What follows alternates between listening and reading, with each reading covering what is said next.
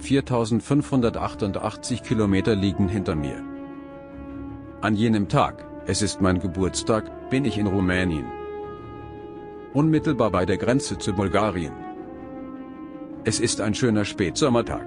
Mitten im September. Bald bin ich in Constanța. Und damit am Ende meiner Reise.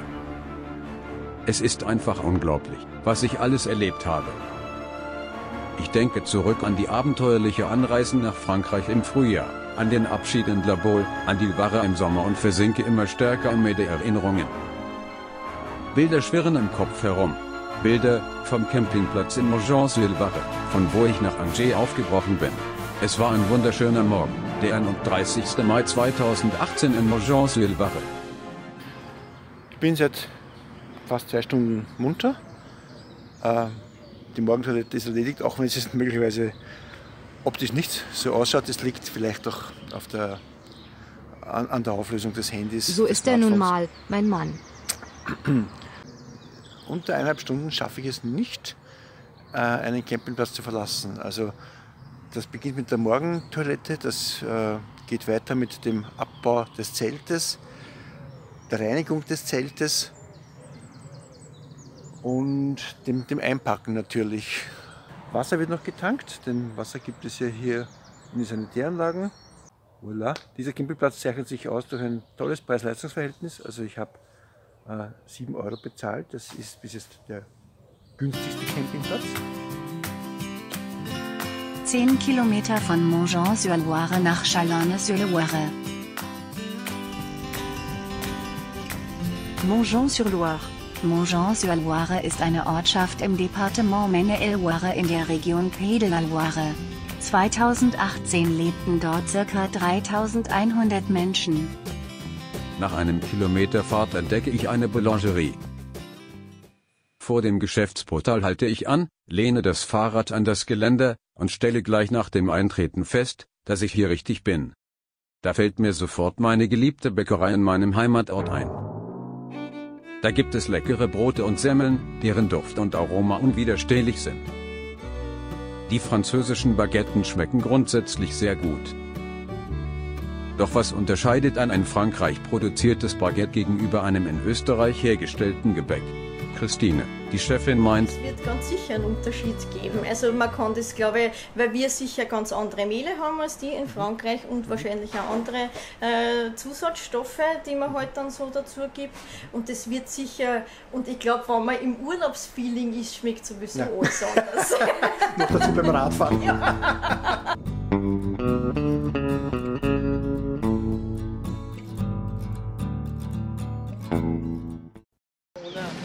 Soll ich sie herausfordern? Ich würde gerne ihre Gesichter sehen, wenn ich sie mit meinem 25 Kilogramm schweren Gefährt und 45 Kilogramm Gepäck überhole. Doch so rasch der Gedanke aufkeimt, so rasch verschwindet er mit dem Anblick der Oberschenkelmuskulatur wieder. Und auch der Blick in die Karte verdrängt die olympischen Gedanken zunehmend.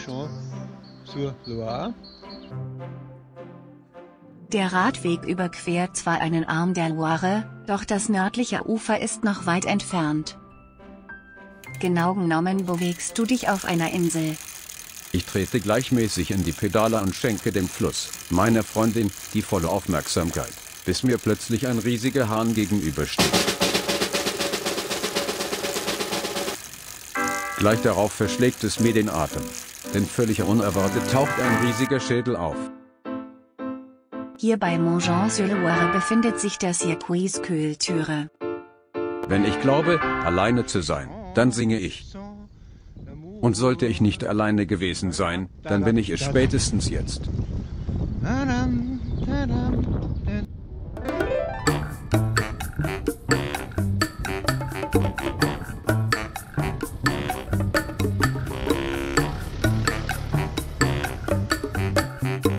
In einer Facebook-Gruppe wird heftig über das Fahren mit Clips diskutiert.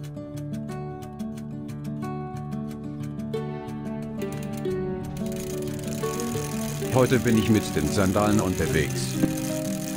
Ich trage auch keine Socken. Es liegt daran, dass die Wäsche noch feucht ist. Und ich mag keine nasse Kleidung. Die Pedale sind so konzipiert, dass ich mit Clips und auch ohne Clips fahren kann. gibt es diese Klickfunktion für die Radschuhe zum Einrasten. Und auf der anderen Seite kann man auch bequem mit Sandalen fahren. Auf ebenen Strecken und in verkehrsarmen Zonen fixiere ich die Schuhe. Das bewirkt, dass bei der Abwärtsbewegung eines Beines der andere Fuß automatisch hochgezogen wird. Zugleich fördert es die gleichmäßige Bewegung und spart Energie. Durch den ständigen Wissensaufbau rund um Garmin erweist sich das Gerät immer mehr als zuverlässiger Partner.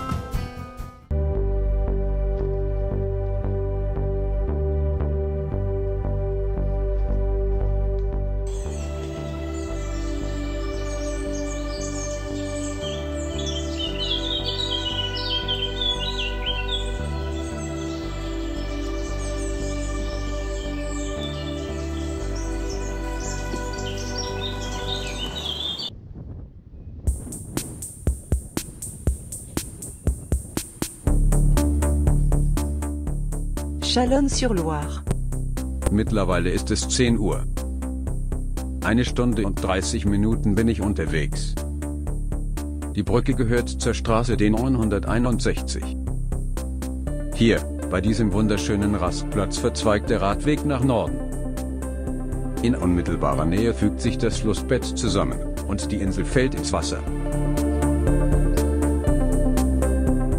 Der Radweg ist gut beschildert. Bis Angers sind es 26 Kilometer. Garmin kündigt die Mündung des Radweges in eine Straße an.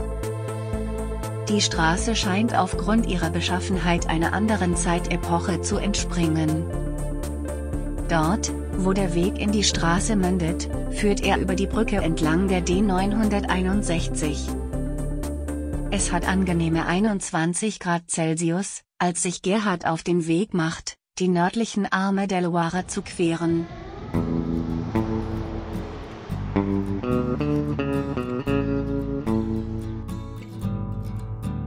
Bras de Cordée.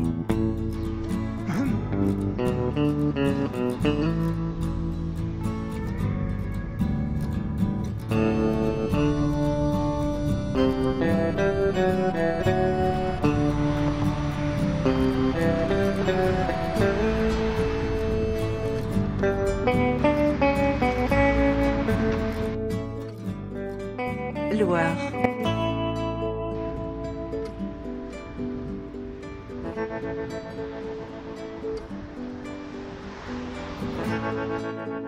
Die Loire im Westen.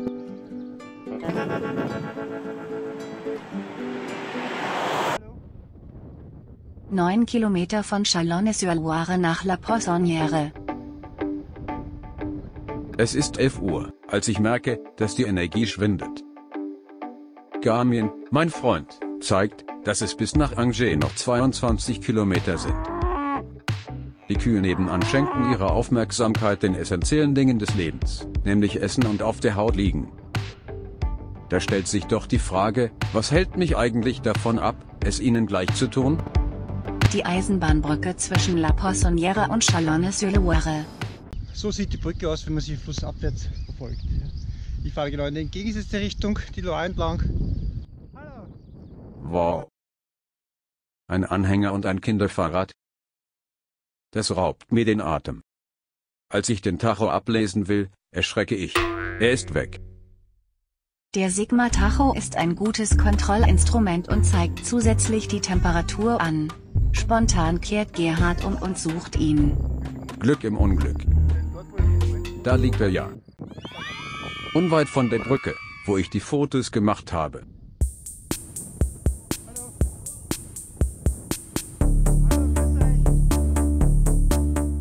La Poissonnière. An einem ruhigen, verträumten Ort, direkt am Schoß der Loire, halte ich inne und versuche, mit der Natur zu verschmelzen. Ein paar Minuten später, den inneren Frieden wiedergefunden, bemerke ich eine Terrasse neben einem überdachten Raum. Es ist 12 Uhr. Rasch sind die Kochutensilien ausgepackt. Während das Wasser kocht, erfassen die Augen Symbole, die die Verwendung der Tische untersagen. Doch der Weg aus der Komfortzone ist ein schwieriger Pfad. Ich bleibe sitzen und warte ab. Was passiert? Die Besitzer dürften einen guten Draht zum Wettergott haben. Denn kaum mache ich es mir bequem, fängt es zu regnen an. Unverzüglich packe ich die Sachen und übersiedle. Die Plane am Fußboden ersetzt den Esstisch. Eine Stunde Rast ist vorüber und nun heißt es, die gesammelten Kalorien wieder zu verwerten. Es geht bergauf. Allerdings nicht mit mir, sondern mit dem Anstieg des Radweges. Es sind diese wunderbare Hügellandschaft, der Duft der unendlichen Freiheit und das Zwitschern der Vögel, die anregen, über das Prinzip der Gegenwart nachzudenken. Es ist eine zutiefst menschliche Eigenschaft, alles erfassen, alles einteilen, alles unter Kontrolle bringen zu wollen. Durch ihre Einteilung in Sekunden, Stunden, Tage und Monate versuchen wir der Zeit habhaft zu werden. Alles, was in unserem Leben Wichtigkeit hat, hat einen Zeitpunkt. Weihnachten, der Beginn des Urlaubs, die Pension, der Liefertermin des lang ersehnten neuen Computers, das Bewerbungsgespräch, das Abnehmen. Und alles, was keinen Zeitpunkt hat, wird den übrigen Dingen untergeordnet. Wenn wir auf dem Weg zu einer Verabredung zufällig jemanden treffen, mit dem wir schon seit einer Ewigkeit unbedingt reden müssen, aber keine Verabredung haben, dann bekommt dieser jemand dafür trotzdem einen anderen Zeitpunkt. Mit dem Rauchen hören wir auf, wenn Silvester vorbei ist. Mit dem neuen Programm beschäftigen wir uns, wenn endlich der neue Computer geliefert ist. Was ja in ein paar Tagen sein sollte. Und im Urlaub werden wir dann endlich wieder einmal das Leben genießen. Noch eine Woche. Noch 7 Mal aufstehen und noch 5 Mal ins Büro gehen. Ach, wenn es nur endlich schon soweit wäre. Aber in 2 Stunden ist auch dieser Arbeitstag vorbei. Dann ist es wieder einer weniger. Auch ein Tag ihres Lebens, nebenbei bemerkt. Sehe ich sie wieder einmal nicken? Höre ich sie sagen, das ist doch in Ordnung so, man muss sich ja auf etwas freuen? Natürlich muss man das und soll es auch. Aber was ist mit der Zeit zwischen den Höhenpunkten im Leben? Mit der Zeit zwischen den Urlauben? Mit jener Zeit, die sie im Sinne des Wortes damit totschlagen, zu warten, dass die Zeit vergeht? Mit der noch 700 Mal ins Büro gehen bis zum nächsten Urlaubszeit? Haben Sie sich eigentlich schon einmal überlegt, wie viele Momente Ihres Lebens Sie achtlos haben verstreichen lassen, weil Sie auf etwas gewartet haben?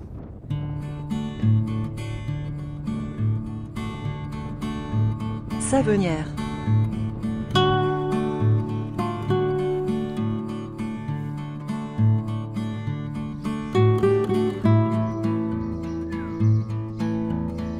Noch völlig überwältigt von der Schönheit der altertümlich wirkenden Kirche, registriert Gerhard nur allmählich, dass sich 2 Radreisende nähern. What's your name? My name is Rieneke. Rieneke. Yeah. And where are you from? Holland. Die vitale Radlerin lebt in Holland und heißt Lieneke. Sie erzählt, dass sie in Nevers gestartet sind. Die heutige Etappe soll in Montjean-sur-Loire, am Campingplatz Camping de la Promenade enden. Das ist jene schöne Gegend, wo Gerhard die letzte Nacht verbracht hat. Sie dürfte den Ort schon kennen, denn sie erwähnte die Kirche, die letzte Nacht besonders glänzte. Lieneke nennt Saint-Nazaire als Endziel ihrer Reise entlang der Loire. In einem Monat wollen sie wieder in Holland sein.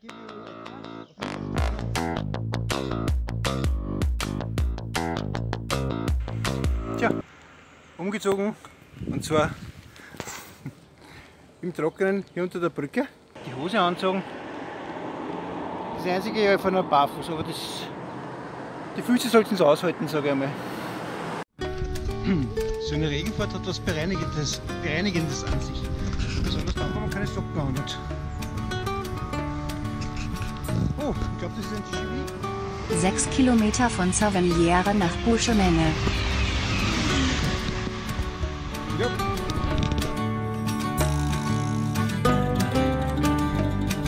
Anders als bei schon so einigen erlebten Radtouren, wo Regen dabei war, ist es hier ein angenehmer Regen. Es ist ja, ein sanfter Regen, um es so zu bezeichnen, fast wohltuend und also kein hartprasselnder, starker Regen, so wie ich ihn auch schon kennengelernt habe bei einer Bergabfahrt mit meinem Freund Heinrich Lugmeier, den ich auf diesem Weg herzlich grüßen lasse.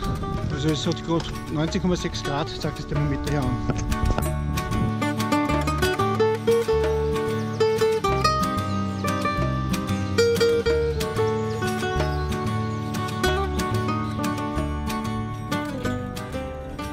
Es hat zu regnen aufgehört, und die bizarr wirkende Landschaft weckte das Interesse, diese Gegend mal aus der Luft zu betrachten.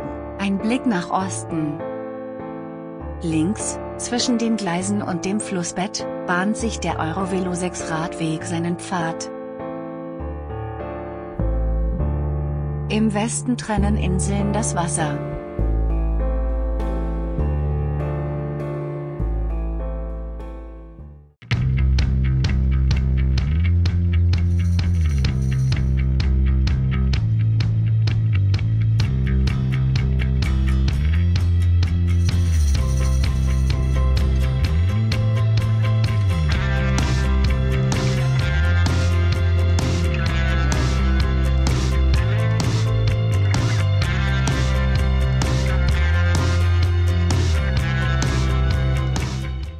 Aber, was ist denn das? Ein Radtourist auf 3 Rädern? Sofort schwappt die Begeisterung über, und emotional bewegt, drücke ich die Bremse. Wohin des Weges? Bei Belgium. Erst wenig später realisiert Gerhard, dass er nicht nach Belgien will, sondern aus Belgien kommt. Constantia. Fine, what's your name? Wens. Wens. W-E-N-S. Wens, okay. Du bist Belgier? Wens ist sein Name. Seit 10 Jahren ist Europa sein Zuhause. Finish in Bank. Ausgestiegen und frei. Wenn ich ihn richtig verstehe, hat er sein Haus, sowie den Job bei der Bank aufgegeben. Là, moi, je vais au Portugal. Portugal. Das aktuelle Ziel ist Portugal. Portugal. Aha, okay, aber not today. Do you have internet connection, handy or nothing? Nothing, okay. Wens scheint das Prinzip des Nicht-Besitzen-Wollen perfekt umzusetzen. Insgeheim stellt sich die Frage, braucht man mehr? Here's a card for you. Okay. Yeah. Wens zückt einen Stift und schreibt eine Jahreszahl auf seine Handfläche. Gleichzeitig erzählt er Gerhard, dass er seit 14 Jahren mit dem Fahrrad unterwegs ist. Man kennt ihn auch als Wens, den Radnomaden. Er war sogar schon mal in den Medien. Die Reifen sind von einem Rollstuhl. Damit gibt es keine Platten, erzählt er stolz. Zum Abschied gibt es noch ein Fotoshooting. Es ist 15:15 Uhr, als Gerhard die Ortschaft Buschemene erreicht. Dabei ist ihm gar nicht bewusst, dass ihn seine Freundin, Dilware, längst verlassen hat. Der Fluss, die Menne, hat sich heimlich an ihm herangepirscht.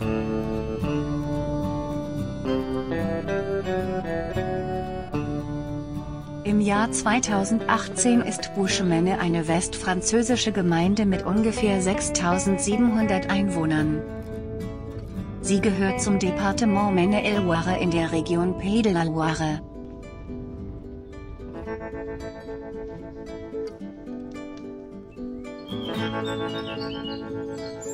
(9 Kilometer von Buschemene nach Angers).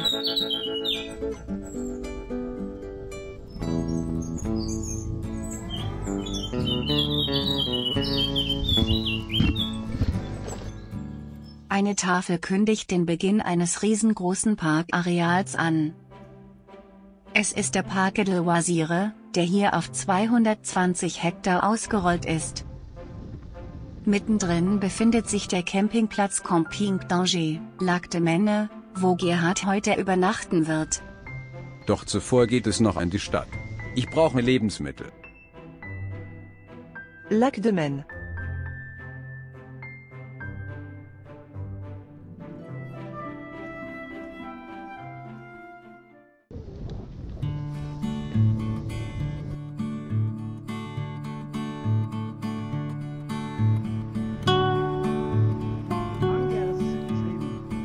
Ja, soeben in Angers angekommen. Es regnet. Die Wölfe sind schon heute am Tag. Jetzt ist es ein bisschen frischer als vor einigen Stunden. Ich werde mir einiges also einige Lebensmittel besorgen. Haarshampoo brauche ich auch noch, das ist mir ausgegangen. WC-Papier. Höchste Zeit, dass du dich wieder mal pflegst. Ja, ganz gut, weil an den Campingplätzen hier in Frankreich gibt es ganz selten WC-Papier. Der einzige Campingplatz, der es geführt hat, soweit ich mich erinnern kann, ist in Mons gewesen. Der 5-Sterne-Campingplatz, ansonsten nirgendwo anzutreffen. Angers.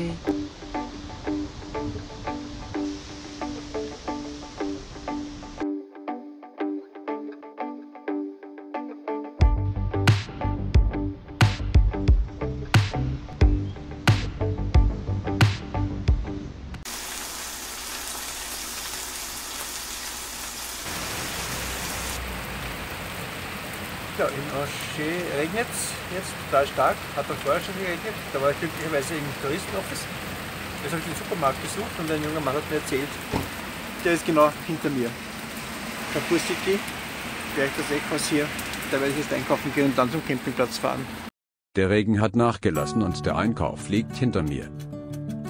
Im Tourismus-Office lerne ich den Manager, Olivier Bouchereau, kennen. Er stellt für morgen ein Interview mit dem lokalen Fernsehsender in Aussicht. Das wäre eine tolle Gelegenheit, die Spendeneinnahmen anzukurbeln, denke ich mir, und fahre zum Campingplatz. Es ist schon 22 Uhr und ich befinde mich illegal am Campingplatz. Noch ehe die Augen dem Druck der Müdigkeit nachgeben und zufallen, flattert eine Kurznachricht über das Display meines Handys. Neugierig wie ein kleines Kind lese ich die Information. Hi Gerhard, just had a telephone conversation with Angers Television. They will call me again tomorrow morning, but on the principle they are happy to make an interview, which is great news. I will keep you informed as soon as possible. I told my contact that you will be around and visiting the city. See you tomorrow. Olivier Bouchereau. 5 Tage am Fahrrad, 244 Kilometer vom Strand entfernt.